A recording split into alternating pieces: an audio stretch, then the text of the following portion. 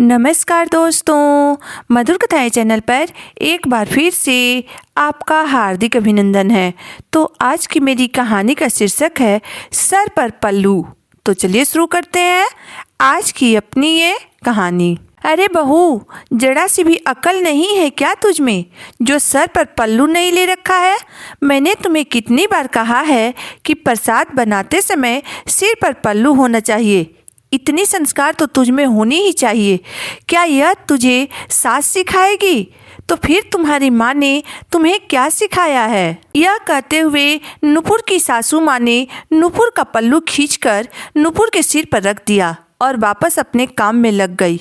नुपुर यह देखती ही रह गई। उसके हाथ जहाँ थे वहीं रुक गए, पर अभी उसने सास को कुछ कहना जरूरी नहीं समझा, क्योंकि अभी उसके शादी को कुछ ही दिन हुए थे। ऊपर से घर में पूजा होने के कारण घर मेहमानों से भरा हुआ था। नुपुर एक पढ़ी लिखी शहर की लड़की थी। वह अपने माता पिता की लाडली बेटी थी तथा खुले विचारों वाली थी। उसे अपनी जिंदगी में किसी का रोक टोक पसंद नहीं था। पढ़ाई पूरी होने पर उसके पिता ने उसका विवाह नवीन से कर दिया। उसके ससुराल में कोई कमी नहीं थी, किंतु वह एक रूढ़िवादी परिवार था। उसके परिवार में उसके सास ससुर, पति, देवर तथा एक ननद थी जिसका नाम पायल था।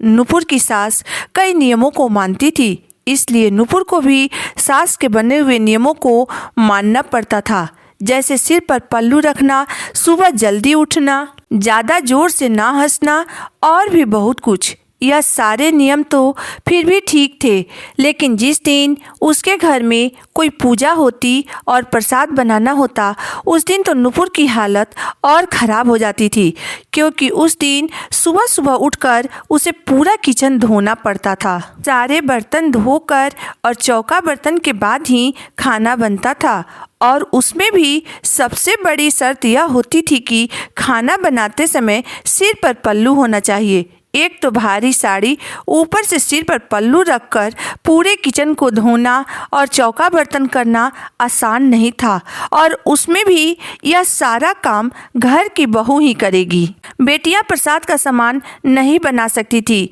क्योंकि बेटियों के हाथ से बने हुए प्रसाद का भगवान को भोग नहीं लगता था। इसलिए पायल भी नुपुर की मदद नहीं कर सकती थी, और बहू के घर में आते ही हर सास की तबीयत अपने आप ही खराब होने लग जाती है। इसलिए उमा जी भी नुपुर की कोई सहायता नहीं करती थी। नुपुर अकेले ही किचन में लगी रहती थी। आज उमा जी ने घर में सत्यनारायण भगवान की पूजा रखी थी, तो सारा प्रसाद नुपुर को ही बनाना था, जिसके लिए नुपुर सुबह 4 बजे से उठकर रसोई की सफाई और धुलाई में लग गई थी। साथ ही सारे बर्तनों को धोकर और चौका बर्तन करके झट से नहाकर प्रसाद बनाने में लग गई। प्रसाद भी कोई थोड़ा सा नहीं बनाना था, क्योंकि कुछ रिश्तेदारों को भी बुलाया गया था, जिनका खाना उस दिन वहीं पर था, तो सबका खाना भी नुपुर को ही बनाना था। नुपुर जल्दी जल्दी सब खाना बना चुकी थी, केवल पूड़ियाँ तलना बाकी था। उसने सोचा कि पूजा के बाद जब सब लोग खाना खाने बैठेंगे तब गर्मा गर्म पूड़ी निकाल दूंगी।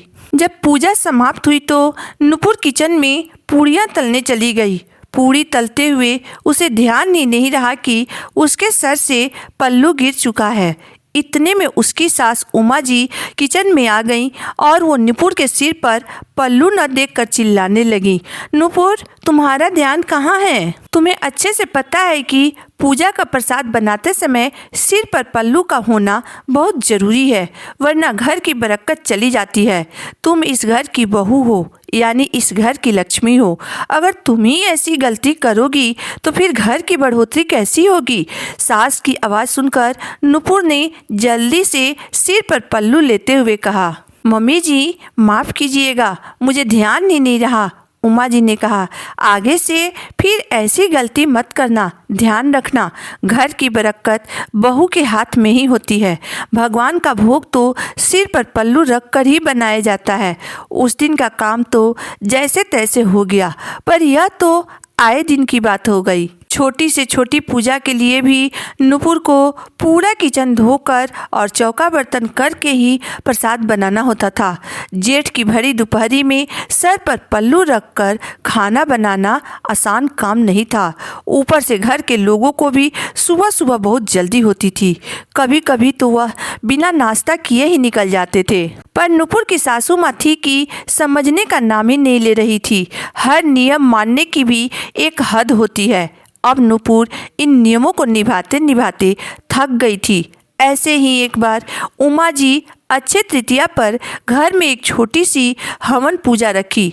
एक तो मई का महीना, ऊपर से रिश्तेदारों को भी बुलाया गया था। उस पर भी नुपुर को सब काम अकेले ही करना था। उस दिन नुपुर ने पायल से कहा, दीदी आप भी मेरी मदद करवा दीजिए। नुपुर के इतना कहते ही उसकी सास उमा जी ने बीच में ही कहा, शर्म नहीं आती है तुम्हें? अपने ननद से काम करने के लिए कह रही हो? तुम्हारे होते हुए पायल काम क्यों करेगी? फिर तुम्हारा क्या काम? पर इस बार नुपुर ने भी सोच लिया था कि वह हार नहीं मानेगी, इसलिए नुपुर अपनी बात से टस से मस नहीं हुई। उसने कहा, या तो आप लोग मेरी मदद कीजिए या फिर मुझे पल्लू हटाकर काम करने की इजाज़त दीजिए। एक तो इतनी गर्मी, ऊपर से सर पर पल्लू रखकर चौका बर्तन करना और खाना बनाना मेरे बस की बात नहीं है। यह सुनकर उमा जी ने घर में अच्छा खासा बखेड़ा खड़ा कर दिया। पर इसके बाद भी नुपुर ने हार नहीं मानी। हार कर उमा जी ने उसे सर पर पल्लू नहीं रखने के लिए इजाज़त दे दी, क्योंकि मेहमानों के आने का वक्त हो चुका था और अभी बहुत सारा काम बाकी रह गया था। और तो और अभी खाना बनाना भी बाकी था। उस दिन उमा जी पूरे दिन मुंह फुलाकर बैठी रही। धीरे धीरे नुपुर ने भी इन नियमों को मानना कम कर दिया। हालांकि उमा जी ने कई बार गुस्सा भी किया, परंतु अब परिवार बढ़ रहा था। सुबह सुबह इतना वक्त नहीं होता था कि चौका बर्तन करके ही सारा काम किया जाए। इसलिए नुपुर कहने लगी कि मम्मी जी, जब सारा काम मैं ही करती हूँ, किसी और का हाथ किचन में नहीं लगता है, तो बेवजह सुबह सुबह उठकर पूरे किचन की धुलाई और चौका बर्तन मुझसे नहीं होगा। आज नुपुर की शादी को कई साल हो चुके थे। उसकी देवरानी भी आ चुकी थी। दोनों देवरानी जेठानी ने मिलकर अब अपने तरीके से घर को संभाल लिया था। उमा जी ने अब उनके कार्य में दखल अंदाजी करना बंद कर दिया था, क्योंकि उन्हें समझ में आ चुका था कि अब बहुओं को अपने अनुसार घर चलाने देना चाहिए। दोस्तों, समय के अनुसार अपने सोच को परिवर्तित करते रहना चाहिए।